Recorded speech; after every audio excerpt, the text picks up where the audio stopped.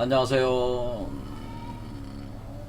요한계시록 제26강 기독교 종말론에 있어서의 그리스도 재림, 휴거, 천년왕국, 7년 대환란 문제에 대해서 알아보겠습니다. 우리가 요한계시록 11장과 12장은 종말론 이해에 있어서 아주 중요한 내용들이 담겨 있고, 그래서 굉장히 어려운 장입니다. 그런데 여기서 다양한 개념들 중에, 그러니까 7년 대환란 문제하고 휴거 문제가 여기 연결돼 있거든요. 그래서 휴거라고 하는 말을 여러분들이 많이 들으셨을 거예요. 그게 이제는 우리가 옛날에 다미 선교회 1992년에 다미 선교에서 휴거 사건이 있었죠. 그다음에 이 다미 선교원이라는 곳에서 사람들을 모아서 7년 대환란 진행이 되면서 휴거가 진행이 된다, 이런 식으로 사람들을 기독교인들에게 이제는 얘기를 해서, 많은 기독교인들이 여기 다미선교원에 가서 곧 이렇게 휴거라는 게 이게 뭐냐면, 이렇게 구름 위로 이렇게 들어올려지는 현상을 휴거라고 하는 거는, 구름 위로 들어올려지는. 그러니까 이게 그러니까 사람들이, 이게 기독교인들이, 특히 다미선교에 여기에 속해 있는 분들이 이때 이렇게 공중으로 이렇게 들어올려질 줄로 이렇게 생각을 정말 했다는 거예요. 그런데 그거를 아주 날짜를 정확하게 그냥 1992년 10월 28일 예수님 휴거 공중재림 뭐 이런 표현으로 해가지고 이거 굉장히 사회적으로 굉장히 떠들썩했죠. 그런데 결국에는 휴거가 되질 않았죠. 이런 현상이 일어나질 않았습니다.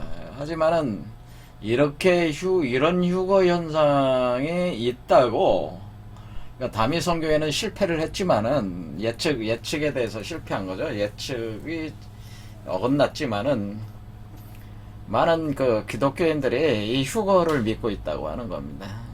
이렇게 들어올려진다고 하는 거죠.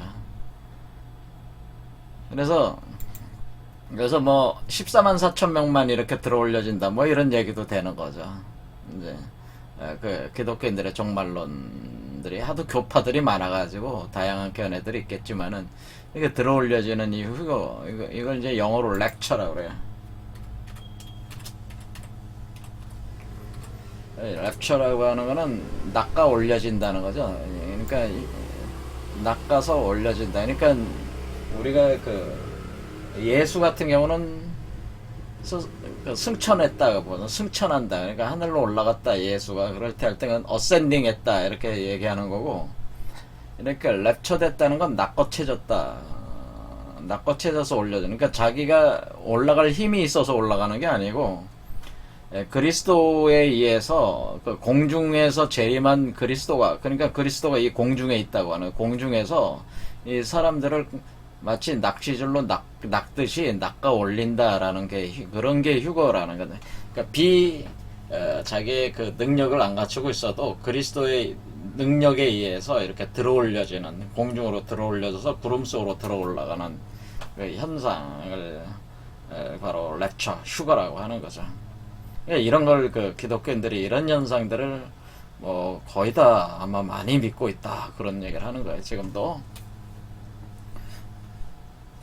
그래서 이게 이런 얘기가 왜 나오냐면은, 요한계시록 1장에도 뭐라고 되어 있냐면, 볼지어다 그가 구름을 타고 오시리라, 이렇게 구름을 타고 온다고 되어 있어.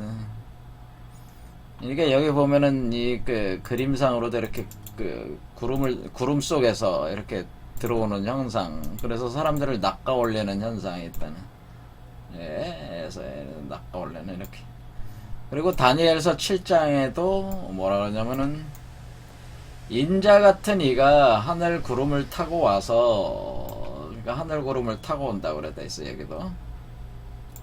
그런데 데살로니가 전서에는 아주 더 노골적으로 표현이 돼 있어요. 뭐냐면은 주께서 호령과 천사장의 소리와 하나님의 나팔 소리. 그러니까 지금 우리가 여기 지금 요한계시록 지금 11장이 여섯 번째 나팔을 불렀을 때 일어나는 현상들이란 말이에요. 첫 번째 나팔, 여섯 번째 나팔, 여섯 번째 천사의 나팔 소리 울려 퍼지면서 일어나는 현상들을 또 다루고 있어서 여기서 나팔 소리, 그러니까 여기 보면 데살로니가 전서에 나팔 소리로 천사장의 소리와 하나님의 나팔 소리로 친히 하늘로부터 강림하신다. 그래서 그리스도 안에서 죽은 자들이 먼저 일어나고, 그리고 그 후에 우리 살아남은 자들도 그들과 함께 구름 속으로 끌어올려져서 공중에서 주를 영접하게 하시리니 그리하여 우리가 항상 주와 함께 있으리라. 이렇게 되는. 이게 공중으로 이렇게 끌어올려가지고 이게 살아남은 자, 이렇게 육체를 가지고 살고 있는 사람들은 이렇게 끌어올려지는 현상이. 이게 아주 데살로니가 전서가 아주 노골적으로 이걸 표현을 해주고 있죠. 그래서 사람들이 이거를 기독교인들이 믿고 있다고 하는 거예요. 그런데 이것이 우리가 지금 11장에도 뭐라고 되어 있냐면은, 하늘로부터 12절 보면은 큰 음성이 있어서 이리로 올라와라 이렇게 하니까, 이리로 올라오라 함을 그들이 듣고 구름을 타고 하늘로 올라가니, 이런 표현 있잖아요. 그러니까 구름을 타고 하늘로 올라간다. 그들의 원수들도 구경한다. 그러니까 이게 바로 휴거가 일어나는 거죠. 11장에 휴거 현상이, 지금 동일한 현상이 묘사가 여기에 있는 거죠, 지금. 그렇죠. 그러니까 사람들이 12장에 와서 11장에 와서 이 휴거 문제를 안 짚고 넘어갈 수가 없다는 얘기예요, 지금. 자, 이렇게 됩니다. 그렇게 할 때에, 그러니까 여기서 이 휴거가 이렇게 되는, 휴거 현상에는 이걸 휴거 현상이다. 왜? 그러니까 나팔 소리가 있었고, 여섯 번째 나팔 소리, 그리고 구름을 타고 하늘로 올라간다. 이리로 올라와라 하니까 올라간다 이거죠. 그런데 여기서 문제는 뭐냐면은, 여기서 올라가는 존재가 두 사람이라는 거죠. 두 사람. 그러니까 여기서는 이렇게 많은 사람이 올라가는 게 아니라 두 사람이 올라간다고 돼 있어요. 그래서 지난 시간에 이제 얘기를 한 게 뭐냐면은, 여기서 이제는 두 증인, 그래, 여기 지난 시간에 한 걸 다시 읽어보겠습니다. 자, 내가 지팡이 같은 갈대를 주며 말하기를, 일어나서 하나님의 성전과 제단과 그 안에서 경배하는 자들을 측량하되 성전 바깥은 측량하지 말고 그냥 두어라. 이것은 이방인에게 주었은즉 그들이 거룩한 상을 42달 동안 짓밟으리라. 내가 나의 두 증인에게 권세를 주리니 그들이 굵은 베옷을 입고 1260일을 예언하리라. 그래서 제가 42달이 42니까 42 곱하기 30 하면은 1260이 나온단 말이에요. 그래서 이게 우리가 요 뒤에 있는 1260이 42달이라고 하는 거죠. 42달. 42 곱하기 30일. 한 달이 30일로 치면은 어때래? 그러면 1260이 돼.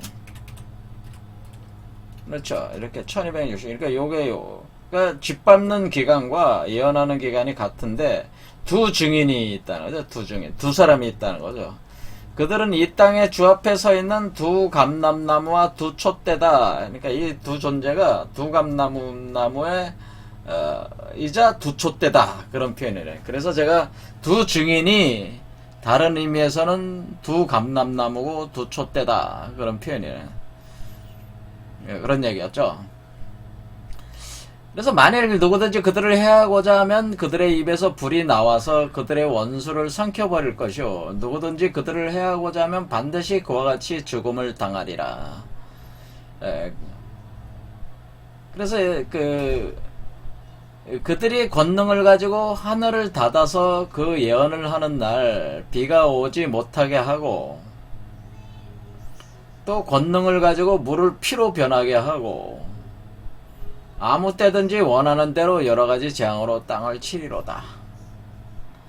그들이 그 증언을 마칠 때 무적행으로부터 올라오는 짐승이라고 하는, 무적행으로부터 올라오는 짐승이 그들과 더불어 전쟁을 일으켜서 그들을 이기고 그들을 죽일 터인즉, 이렇게 돼 있어요. 그래서 여기서는 뭐라고 돼 있냐면은, 무적행에서 짐승이 올라온다고 되어 있습니다. 근데 그 짐승이 어떤 짐승인지는 표현은 안 되어 있죠. 근데 아무쪼록 무적행으로부터 올라오는 짐승이 그들과 더불어 전쟁을 일으켰다라고 하는 거죠. 전쟁을 일으켜서 그들을 이겼다.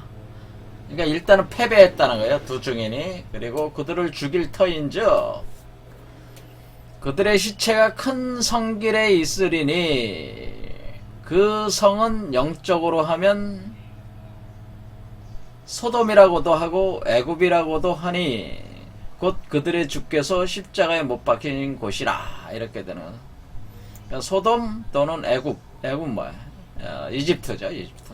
그들의 주께서 십자가에 못 박히신 곳이다. 이렇게. 백성들과 셈 족속과 방언과 나라 중에 사람들이 그 시체를 사흘 반 동안을 보며 무덤에 장사하지 못하게 하리로다. 이렇게 되는. 이 두 선지자가 땅에 사는 자들을 괴롭게 한 거로 땅에 사는 자들이 그들의 죽음을 즐거워하고 기뻐하여 서로 예물을 보내리라 하더라. 근데 그 사흘 반 동안을 후에 이렇게 그 무덤에 장사하지 못하게 해놨는데, 3일 반 후에 하나님께로부터 생기가 그들 속에 들어가매 그들이 발로 일어서서 구경하는 자들이 크게 두려워하더라. 하늘로부터 큰 음성이 있어 이리로 올라오라 함을 그들이 듣고 구름을 타고 하늘로 올라갔다. 그들의 원수들도 구경했다. 그때 큰 지진이 나서 성 10분의 1이 무너지고 지진에 죽은 사람이 7천이다 라고 하더니 7천. 또 남은 자들이 두려워하여 영광을 하늘의 하나님께 돌리더라. 둘째 화는 지나갔으나 보라 셋째 화가 속히 이르는도다. 자, 그래 우리는 여기서 이제는 뭐를 이제 알 수가 있냐면은, 여기서 지금 휴거가 되는 존재는 이 두 증인이 휴거가 되는 거죠. 두 증인. 그렇죠. 두 증인이니까 이 일반 사람들이 휴거가 되는 게 아니고 두 증인이라고 하는 거예요. 그런데 우리는 이미 두 증인이 누군지 알고 있잖아요. 두 증인이 누굽니까? 두 증인이라고 하는 것은 어떻게 되는 거냐면은, 두 증인은 우리가 지금 여기서 이 관계에서 이제 굉장히 중요한 문제가 뭐냐면은, 기독교인들이 이제 기독교인들의 입장에서 한번 생각하면서 비교해서 이렇게 보면 되는데요. 기독교인들은 예수가 재림한다고 생각하죠. 예수 재림. 예수 재림이 언제 있을 것이냐라고 하는, 예수 재림. 예수 재림이 언제 있습니까? 이렇게 물을 때에 예수가 다시 온다는 얘기죠. 할 때에 기독교인들이 생각을 할 때는 예수가 재림을 하는 거는 2000년 전에 십자가에 못 박혀서 죽어서 3일 만에 부활한 뒤에 승천했잖아요. 제자들과 같이 있다가 승천했는데 그 예수가 다시 온다고 하는 거잖아요. 그렇죠. 그러니까 기독교인들이 생각을 할 때는 2000년 전에 그 십자가에 못 박혀 죽은 그 사람이 다시 온다. 뭐 그런 형태가 이렇게 되겠죠. 그렇죠. 근데 우리는 그게 아니죠. 예수는 자기가 다시 오는 거를 자기가 보혜사 성령으로 다시 온다 그랬죠. 보혜사 성령. 그래서 예수가 재림하는 거는 예수 재림은 보혜사 성령으로 그러니까 예수 재림은 보혜사 성령의 형태로 진행된다. 이렇게 보시면 되는 거죠. 그러니까 이것은 성령이 강림하는 현상, 성령 강림. 그러니까 성령이 여러분 몸속에 내려오는 성령 강림 현상, 성령이 강림할 때 이 성령이 예수의 보혜사 성령이라고 하는 거죠. 이 보혜사 성령의 강림이 일어났다. 강림이 일어날 때에 이것을 예수가 다시 오는 거라고 볼 수가 있죠. 그렇죠. 그러니까 우리가 2000년 전에 예수의 그 육적인 형태가 다시 오는 게 아니라 예수가 성령의 형태로 온다고 하는 거죠. 성령의 형태. 그러니까 이런 점이 이제 틀린 거죠. 그러면은 예수의 재림이라고 하는 것은 언제 특정한 때에 있는 게 아니라 이 보혜사 성령 강림은 항상 있다라고 하는 얘기가 되는 거죠.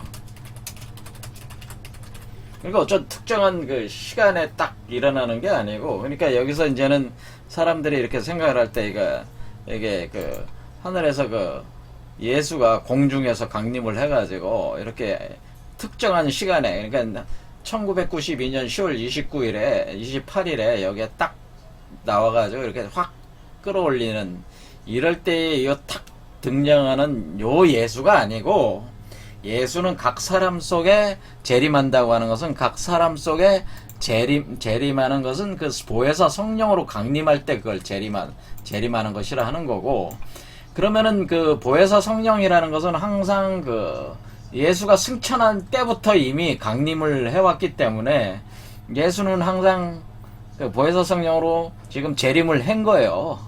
그렇죠. 그러면은 지금 이 순간도 재림을 하고 있는 거죠, 계속. 그러니까 예수가 보혜사 성령으로 승천해 있는 예수가 계속 여러분 몸속으로 들어오는 거죠. 계속 들어오는 거는 24시간 계속 예수가 승천한 이후부터 계속 들어왔다고 하는 거죠. 계속. 그렇죠. 계속 들어오는 이 현상이 있었기 때문에 재림은 특정한 날에 일어나는 것이 아니고 항상 있다라고 하는, 항상 있다, 항상 존재하는 것이다.